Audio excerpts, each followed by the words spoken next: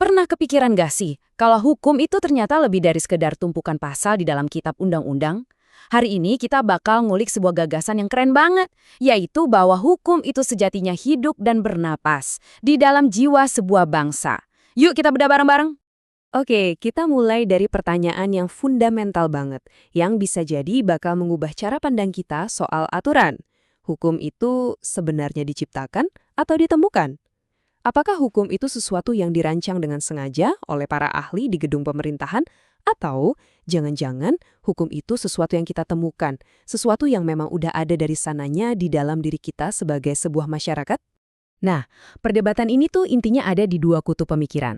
Di satu sisi, ada yang percaya kalau hukum itu kayak cetak biru universal, logis, masuk akal, dan teorinya bisa aja di-copy-paste ke negara manapun. Tapi di sisi lain, ada gagasan kalau hukum itu lebih mirip DNA sebuah bangsa, unik, tumbuh dari dalam, organik, dan nggak bisa dipisahkan dari sejarah dan budayanya. Nah, ide keren soal hukum sebagai DNA bangsa ini ternyata ada namanya loh. Semuanya berawal dari sebuah konsep dari Jerman di abad ke-19 yang benar-benar mengubah cara orang melihat hukum. Namanya Volksgeist. Jadi yang mencetuskan konsep ini namanya Friedrich von Savigny. Menurut dia, Volksgeist itu artinya jiwa rakyat. Intinya, hukum itu tumbuh secara alami dari kesadaran kolektif sebuah bangsa. Sama persis kayak bahasa atau adat istiadatnya. Jadi hukum itu nggak bisa dong dipaksakan begitu aja dari luar.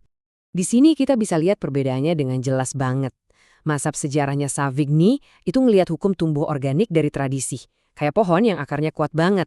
Sebaliknya, kaum rasionalis ngelihat hukum itu sebagai produk logika semata, kayak bangunan prefabrikasi yang bisa dipasang di mana aja. Yang satu adalah cerminan budaya, yang satunya lagi sifatnya universal. Oke, ini kan konsep dari Jerman ya. Terus apa hubungannya sama Indonesia? Nah, disinilah letak menariknya. Ternyata Indonesia itu punya padanan Volksgeist yang luar biasa kuat, yang udah mendarah daging dalam identitas kita. Dan inilah titik temunya, Pancasila. Sebagai falsafah negara kita, Pancasila itu pada dasarnya adalah Volksgeist versi Indonesia. Pancasila jadi fondasi, jadi sumber nilai yang memastikan hukum-hukum kita itu berakar pada karakter bangsa. Pancasila, yaitulah jiwa bangsa kita. Nah, kalau Pancasila itu kita ibaratkan jiwanya, lalu manifestasi fisiknya apa dong? Jawabannya ada pada apa yang kita kenal sebagai hukum yang hidup atau living law.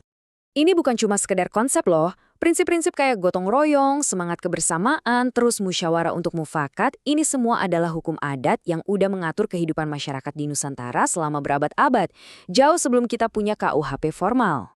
Dan ini bukan cuma soal kebudayaan aja. Pengakuan ini bahkan ada di level tertinggi, di konstitusi kita. Undang-Undang Dasar 1945 secara eksplisit bilang kalau negara itu mengakui dan menghormati masyarakat hukum adat dan hak-haknya selama ia masih hidup. Ini bukti nyata kalau tradisi itu secara resmi menjadi bagian dari tatanan hukum negara kita.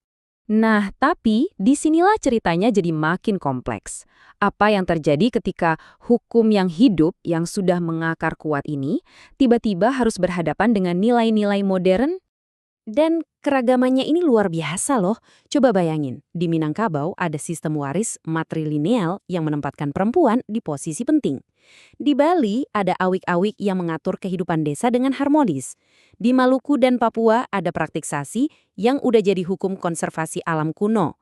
Hukum adat kita itu benar-benar mozaik kearifan lokal.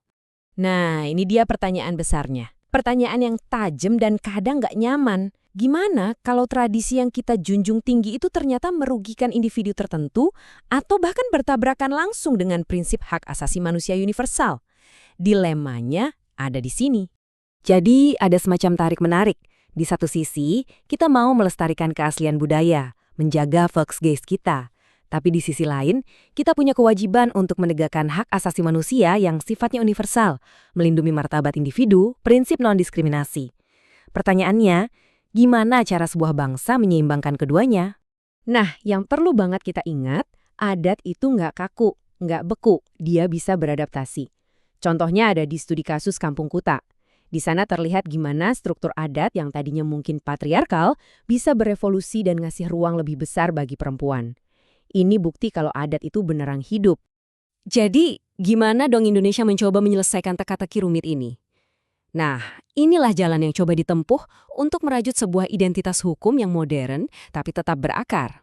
Kuncinya bukan memilih salah satu antara tradisi atau modernitas, tapi sintesis, penggabungan. Prosesnya bisa kita lihat dalam 3 langkah. Pertama, akui dulu keberadaan adat sebagai sumber hukum. Kedua, saring nilai-nilainya lewat filter Pancasila, si jiwa bangsa itu tadi. Dan yang ketiga, dan ini paling penting, pastikan semuanya tetap sejalan dengan jaminan hak asasi manusia. Dan ini semua bukan cuma wacana loh, ini beneran terjadi. Contoh paling nyatanya, KUHP kita yang baru. Di sana, kita mulai bergeser dari modal hukum warisan kolonial yang hanya fokus pada hukuman ke arah keadilan restoratif yang tujuannya pemulihan. Dan konsep restoratif ini akarnya kuat banget di hukum adat kita. Jadi, kita kembali lagi ke pertanyaan awal. Perjalanan hukum di Indonesia ini ngasih kita pelajaran penting, bahwa jiwa suatu bangsa atau Fox Guys itu bukanlah artefak yang harus dipajang di museum. Ia adalah sesuatu yang hidup yang harus terus kita negosiasikan, kita hormati, dan kita bayangkan kembali bentuknya untuk masa depan.